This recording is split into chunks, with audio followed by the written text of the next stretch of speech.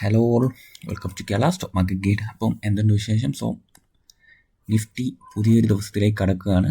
And നമുക്ക് ആദ്യം global market എങ്ങനെയുണ്ടെന്ന് പരിശോധിക്കാം. ശേഷം ഇന്നത്തെ പ്രധാനപ്പെട്ട ന്യൂസസ് അല്ലെങ്കിൽ നമ്മുടെ ഇന്നത്തെ ഒരു പ്ലാൻ ഓഫ് ആക്ഷൻ നമുക്ക് ഡിസ്കസ് ചെയ്യാം. അപ്പോൾ ഗ്ലോബൽ മാർക്കറ്റ് നോക്കുകയാണെങ്കിൽ തന്നെ US ഇറാൻ ഇഷ്യൂ അങ്ങ് അതിൻ്റെ ഒരു പീക്ക് ലെവലിൽ നിൽക്കുവാണ്. അപ്പം ടോട്ടലി നമ്മുടെ Nasdaq and Dr John's future and S&P 500 നോക്കുകയാണെങ്കിൽ തന്നെ നെഗറ്റീവിൽ ട്രേഡ് ചെയ്യുകയാണ്. യൂറോപ്യൻ മാർക്കറ്റ് ടോട്ടലി നെഗറ്റീവാണ്. ആൻഡ് ഏഷ്യൻ മാർക്കറ്റ്സ് നോക്കുകയാണെങ്കിൽ ടോട്ടലി നെഗറ്റീവാണ്. ഒരു പ്രതീക്ഷയുടെ സൂചനയുള്ള ഒരു മാർക്കറ്റ്സും നിലവിൽ ഇപ്പോൾ ഇല്ല എന്നുള്ളതാണ് സത്യാവസ്ഥ. നിഫ്റ്റി നോക്കുകയാണെങ്കിൽ തന്നെ 544 പോയിന്റ്സ് ഗ്യാപ് ഡൗണിലാണ് ട്രേഡ് ചെയ്യുന്നത്. മേ ബി അത്രയും വലിയൊരു സെല്ലിംഗ് പ്രഷർ നിലവിൽ നിഫ്റ്റിയിൽ കാണുന്നുണ്ട്. അപ്പോൾ നമ്മുടെ നിഫ്റ്റിയിലും മേ ബി വലിയൊരു ഗ്യാപ് ഡൗൺ നമുക്ക് പ്രതീക്ഷിക്കാം. അപ്പോൾ കുറച്ച് കെയർഫുൾ ആയിട്ടിരിക്കുക. അപ്പോൾ കഴിഞ്ഞ 2-3 ദിവസമായിട്ട് നമ്മൾ എൻട്രീസ് ഒന്നും എടുത്തിട്ടില്ല. വെള്ളിയാഴ്ച തൊട്ടേ നമ്മൾ എൻട്രീസ് ഒന്നും ഇനിഷ്യേറ്റ് ചെയ്തിട്ടില്ല, വെയിറ്റ് ചെയ്യുകയാണ്. അപ്പോൾ അത് കണ്ടിന്യൂ ചെയ്യുക എന്നുള്ളതാണ് നമുക്ക് പ്രധാനപ്പെട്ട കാര്യം. പിന്നെ നിഫ്റ്റി നോക്കുകയാണെങ്കിൽ തന്നെ ലാസ്റ്റ് ഡേ ട്രേഡിംഗ് ക്ലോസ് ചെയ്തതെന്ന് പറഞ്ഞാൽ ഒരു ഡിമാൻഡ് ഏരിയയിലാണ് മാർക്കറ്റ് ട്രേഡ് ക്ലോസ് ചെയ്തത്.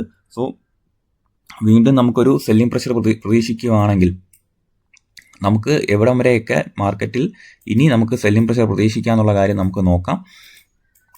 ആൻഡ് ഒബ്വിയസ്ലി നമുക്കൊരു 24,000 എന്നൊരു ഡിമാൻഡ് ഏരിയ നമുക്ക് എന്തായാലും ഒരു മാജിക്കൽ ഫിഗർ പോലെ അവിടെ നിൽക്കാൻ സാധ്യതയുണ്ട്. ഒരു സൈക്കോളജിക്കൽ ഫിഗറാണ് 24,000 എന്ന് പറഞ്ഞ സോണ്. അപ്പോൾ ആ സോണിലേക്ക് മാർക്കറ്റ് എത്തുകയാണെങ്കിൽ നമുക്ക് എന്ത് ചെയ്യണം എന്നുള്ള കാര്യം നമുക്ക് നിശ്ചയിക്കാം. ഓക്കെ, 24,000 നമ്മളിവിടെ മാർക്ക് ചെയ്തിടുകയാണ്. ഈ ഒരു സോണ് മാർക്കറ്റിൻ്റെ ഒരു റീട്രേസ്മെൻറ്റിനുള്ള പോസിബിലിറ്റി നമുക്ക് ഇവിടെ കാണാൻ കഴിയും. 24,000 എന്ന് പറയുന്നത്. അപ്പോൾ എന്തായാലും 2% ഡൗൺ വന്നാലും 24,000 അല്ലെങ്കിൽ 23,820 ഈ ഒരു ഏരിയാസിൽ മാർക്കറ്റ് ഹോൾഡ് ചെയ്യുമെന്നുള്ള പ്രതീക്ഷയിൽ നമുക്ക് നിൽക്കാം. ഓക്കെ, 15 മിനിറ്റ് ചാർട്ട് നമുക്ക് എടുക്കാം. എന്തായാലും ടെക്നിക്കൽസ് നമ്മൾ നോക്കുകയാണെങ്കിൽ തന്നെ എന്തായാലും രാവിലെ ഒരു സെല്ലിംഗ് പ്രഷർ ഉണ്ടാകുകയാണെങ്കിൽ പ്രത്യേകിച്ച് ടെക്നിക്കൽസ് ഒന്നും വർക്ക് ആവാനുള്ള പോസിബിലിറ്റി ഇല്ല. എല്ലാം ലെവൽസ് ബ്രേക്ക് ചെയ്യാനാണ് പോസിബിലിറ്റി ഉള്ളത്. സോ ഇവിടെ നിന്നൊക്കെ മാർക്കറ്റ് ഡിമാൻഡ് എടുക്കുക എന്നുള്ള കാര്യം മാത്രം നമ്മൾ നോട്ട് ചെയ്ത് വയ്ക്കാം. 24,320, 24,000, 23,820 അല്ലെങ്കിൽ 800 സോൺ.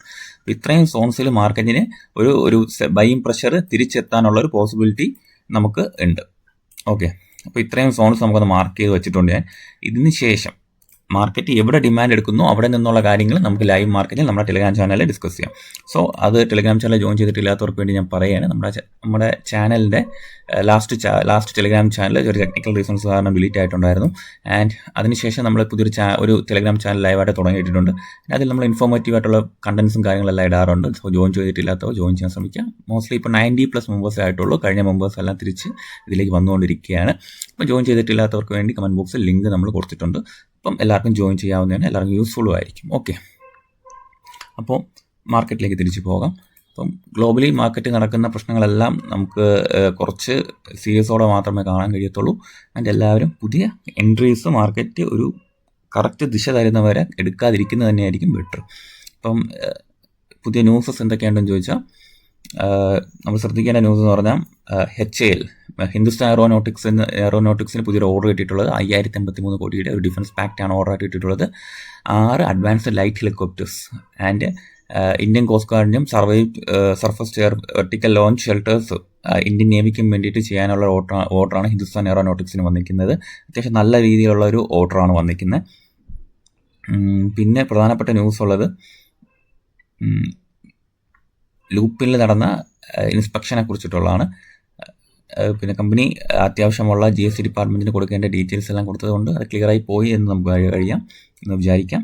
പിന്നെ ഉള്ള ന്യൂസ് എന്ന് പറഞ്ഞാൽ ഏകദേശമുള്ള സിപ്ലയുടെയും ഭാരത് കോക്കിംഗ് കോളിൻ്റെയൊക്കെ CFOസിനെയൊക്കെ എന്താ പറയുക അപ്പോയിൻറ്റ് ചെയ്തിട്ടുള്ള ന്യൂസുകളാണ്. അപ്പം ഞാൻ തൽക്കാലം ഇന്നത്തെ ദിവസം പ്രത്യേകിച്ച് ന്യൂസസ് ഒന്നും ഞാൻ നോക്കുന്നില്ല.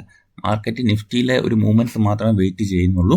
അപ്പം എന്തായാലും ഇത്രയും സ്റ്റോക്സ് നമ്മൾ ഫോക്കസ് പെട്ടെന്ന് കയറി ചെയ്തിട്ട് കാര്യമൊന്നുമില്ല. മാർക്കറ്റ് ഒന്ന് സ്റ്റാൻഡ് ചെയ്യട്ടെ, എന്നിട്ട് പുതിയ സ്റ്റോക്സിലോട്ടുള്ള എൻട്രീസോ ട്രേഡിങ് ചെയ്യാനുള്ള ആക്ടിവിറ്റീസോ ഒക്കെ നോക്കാം. നമ്മൾ വാച്ച് ലിസ്റ്റ് തന്നെ നോക്കി അറിയാം അത്രയും സെല്ലിംഗ് പ്രഷർ എല്ലാ സ്റ്റോക്സിലും നേരിടുന്നുണ്ടെന്നുള്ള കാര്യം. അപ്പം അതെന്തായാലും വാച്ച് ചെയ്യാം. അത് മാത്രമാണ് ഇന്നത്തെ എൻ്റെ ഒരു സ്ട്രാറ്റജി. ലൈവ്ലി എന്തെങ്കിലും ഒരു കാര്യം നമുക്ക് ഡിസ്കസ് ചെയ്യാനുണ്ടെങ്കിൽ അത് ടെലിഗ്രാം ചാനലിൽ ഞാൻ അറിയിക്കുന്നതായിരിക്കും. ഇപ്പോൾ ഹിന്ദുസ്ഥാൻ കോപ്പർ അവിടെ തുടങ്ങിയ സ്റ്റോക്കുകളെല്ലാം വാച്ച് ലിസ്റ്റ് ഇട്ടിട്ടുണ്ട്. എന്തായാലും ഇനി മാർക്കറ്റിൻ്റെ ദിശ തീരുമാനിക്കുന്നത് ഇന്നത്തെ ഓപ്പണിംഗ് അനുസരിച്ചിരിക്കും. അതിൻ്റെ ഓപ്പണിങ്ങിന് ശേഷം ഉണ്ടാവുന്ന അബ്സോർപ്ഷൻ ബയേഴ്സിൻ്റെ ഒരു കടന്നുവരവ് എങ്ങനെയെന്നുള്ളൊരു കാര്യത്തിലിരിക്കും ഇന്ന് നമുക്ക് വരുന്ന ദിവസങ്ങളിലുള്ള സ്ട്രാറ്റജി നിശ്ചയിക്കേണ്ടത്. സോ അതുവരേക്കും വേറെ ഒന്നും ചെയ്യേണ്ട, ജസ്റ്റ് നമുക്ക് മാർക്കറ്റിൽ നിഫ്റ്റിയിൽ എന്ത് സംഭവിക്കും എന്നുള്ള കാര്യം മാത്രം വാച്ച് ചെയ്ത് നമുക്ക് മുന്നോട്ട് പോകാം. ഓക്കെ, അപ്പോൾ എൻ്റെ വാച്ച് ലിസ്റ്റുകളിൽ കണ്ടിട്ടില്ലേ, ഹുണ്ടായി ഒക്കെ എടുത്തിട്ടിട്ടുണ്ട്. കാര്യം എല്ലാവരും ഡിമാൻഡ് സോൺസിൽ തന്നെയാണ് വീണ്ടും വന്ന് നിൽക്കുന്നത്. അപ്പോൾ അതുകൊണ്ട് തന്നെ എല്ലാം വാച്ച് ലിസ്റ്റിൽ ഇടുക, എന്നിട്ട് വാച്ച് ചെയ്യുക. കൂടുതൽ ട്രേഡോ എൻട്രീസോ ഒന്നും എടുക്കാതിരിക്കുക. എന്തെങ്കിലും ലോസ് ഒക്കെ ഉണ്ടായിട്ടുണ്ടെങ്കിൽ നമ്മൾ റിവഞ്ച് ട്രേഡിങ് ചെയ്യാതിരിക്കുക, ബെറ്ററാണ്.